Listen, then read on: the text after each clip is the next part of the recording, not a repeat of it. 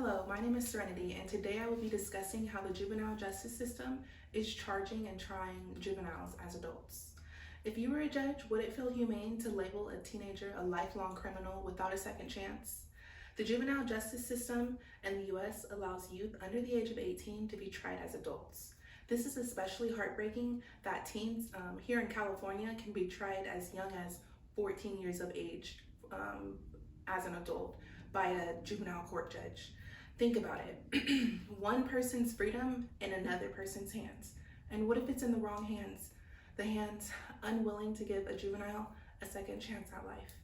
I'm going to be discussing how how juveniles being charged as adults isn't fair or ethical because the system doesn't take into account the maturity of the child or teen, and it also doesn't take into account the environmental factors that affect the adolescent's behavior. The juvenile justice system is failing because it doesn't promote the punishment of the delinquent youth, but rather holds them back. For example, in the article, Should Juveniles Be Tried as Adults? Pros and Cons, author Natalie Rigoli states that if preteens or teens are tried and convicted as an adult, this action stays on their permanent record and it becomes an accessible public record. So employers, landlords, and others can look at it, and this limits their access to certain jobs and housings.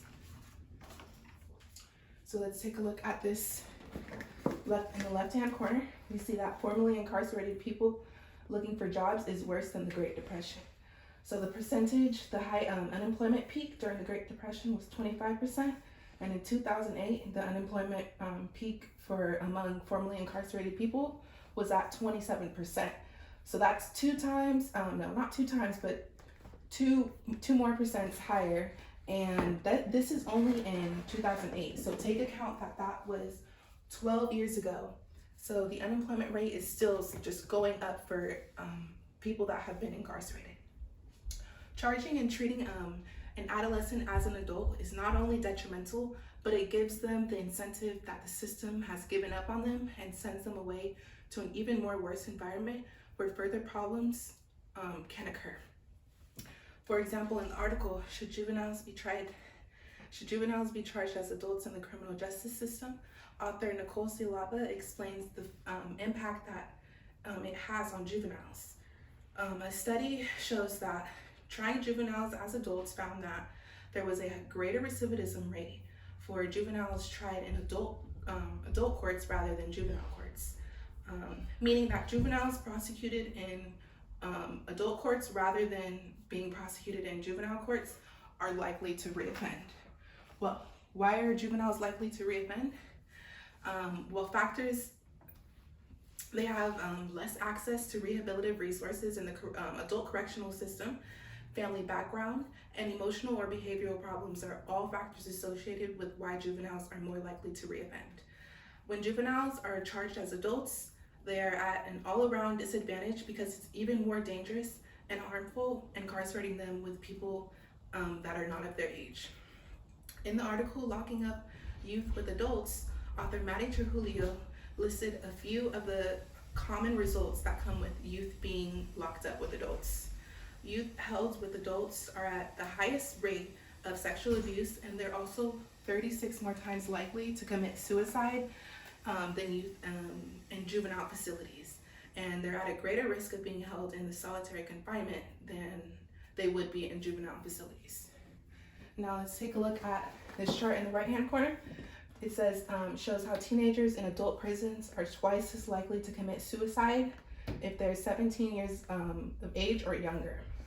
And then this chart shows the same thing, just how they're twice as likely to commit suicide if they are put behind bars with adults. I couldn't imagine what most juveniles have to endure in the adult correctional system, and to know that what they encounter follows them for the rest of their life isn't right. As a society, we shouldn't want our young people to be left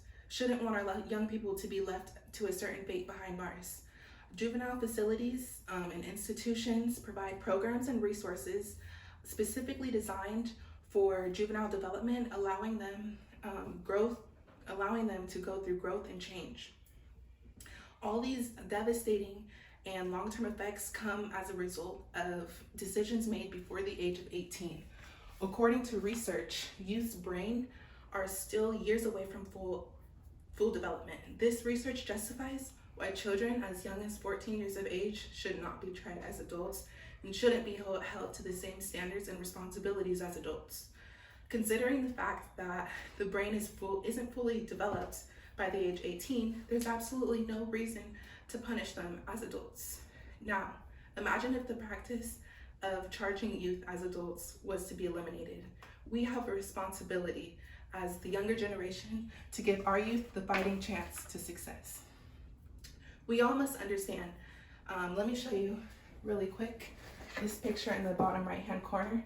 It shows that the brain isn't fully developed until the age 25, and it shows how the planning, judgment, and decision making and impulse control, those are the last areas to fully develop, and that is probably a result why juveniles make the decisions they make without really knowing. So this shows the brain at age 9, 13, 17, and 20. And at 20, it's still not fully developed. So that justifies why they shouldn't be charged as an adult. We all must understand that the youth's choice early on in life shouldn't have to follow them for the rest of their lives.